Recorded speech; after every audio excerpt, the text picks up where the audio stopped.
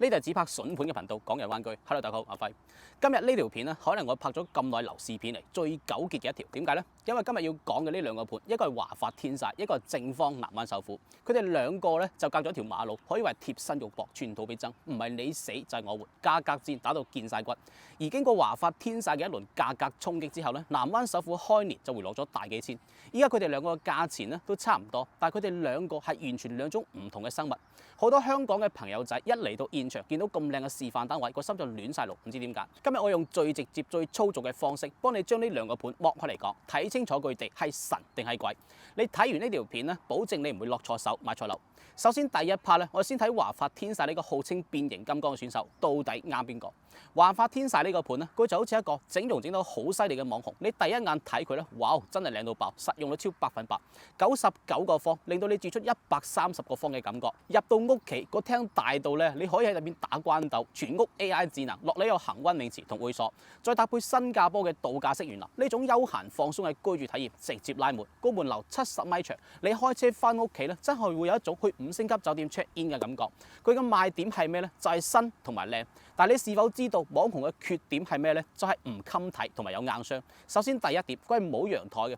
對於我哋呢啲傳統派嚟講，陽台係生活嘅靈魂。你諗下，你想曬件衫，想種盆花，想夜晚出去陽台吹下風，飲杯紅酒，所以呢度冇得傾。佢叫全風窗設計，好聽啲就係現代，難聽啲咧就係同大自然隔絕咗。第二，佢係噪音收割機，因為佢樓下咧就係成個珠海車流最大嘅珠海大道，24小時嘅車流轟炸聲，疊加後面咧仲有一間幼兒園，會形成雙重夾擊。第三，體量細，成個盤得5棟樓，總共554戶人，但係佢嘅停車位咧只有496個。將來我哋住咗入去之後，夜晚放工翻屋企兜嚟兜去揾車位，呢種痛苦係發展商唔會同你講嘅。咁邊啲人買佢唔會錯呢？我好明確咁同大家講，呢個盤係為嗰啲貪新鮮但係預算有限嘅年輕人而準備。如果你係香港過嚟嘅退休人士，但係你對噪音好敏感，或者你屋企有2部車以上呢，咁呢個盤我建議你慎重考慮。但係如果你係20幾歲、30出頭，一定要住喺市區，並且追求智能化嘅生活，想用2萬蚊左右嘅樓價住咗市區4萬蚊嘅感覺，又唔介意犧牲陽台同少少嘅安靜，咁華發天璽呢個價係你喺市區嘅唯一選擇。第二個正方南灣首府，同樣都係國企大佬。呢個盤呢，佢唔係網紅，佢係一個有家底嘅穩重男人。佢係國企正方起，你知啦，國企代表住穩陣，冇咁容易爛尾。咁佢嘅賣點係咩呢？就係成熟同埋資源。首先第一點，佢有學區，自帶省一級嘅幼兒園，隔離就係文源中學嘅南屏校區。對於有細路嘅家庭嚟講，佢具備一個更加明顯嘅優勢。你將來換樓有呢個牌頭喺度，你間屋都會更加容易甩手。第二，佢有景觀，佢個佈局好聰明，係坐北朝南嘅。佢係將啲噪音擺晒喺後面，而將最好嘅山景、湖景留咗俾你嘅客廳同埋陽台。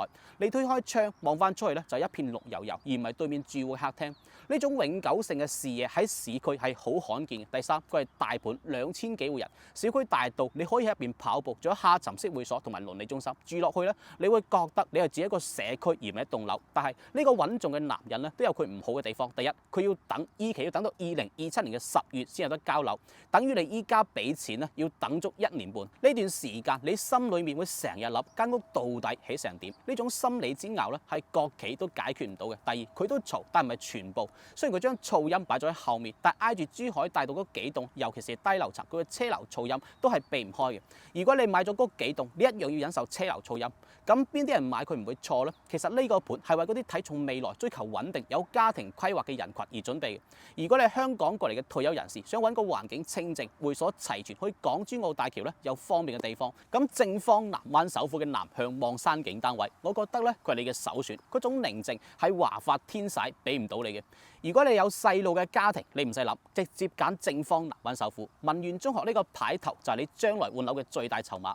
如果你預算有限咧，但係想一步到位，你揀佢99個方或者123個方，實用率過百，住落真係好舒服嘅。最後，我幫大家簡單咁總結一下，你係以下邊一類人？之後你對號入座，絕對唔會買錯。你係貪靚仔、貪新鮮、貪智能、預算緊張、單身，又或者係二人世界，唔介意嘈、唔需要陽台嘅年輕人，咁你買華發天璽，佢嘅變形金剛會型同 AI 智能就係為你量身訂造嘅，21200嘅價錢，你買嘅係未來感。如果你係求穩定、求學區、求景觀、有家庭有細路或者係退休養老，對居住嘅靜默性有要求，並且等得起，咁你就買正方南灣首府。佢嘅中式園林、文園學區、永久珊瑚景就係你嘅定心丸。雖然佢比天璽貴翻少少，但係你買嘅係安心感。呢一點大家自己可以睇翻佢一期收樓嘅好評。再同大家講句心底話，買樓唔好淨係睇佢嘅示範單位。示範單位咧就好似化咗濃妝之後嘅女人，你要睇嘅係佢卸咗妝之後係咪你接受到嘅樣。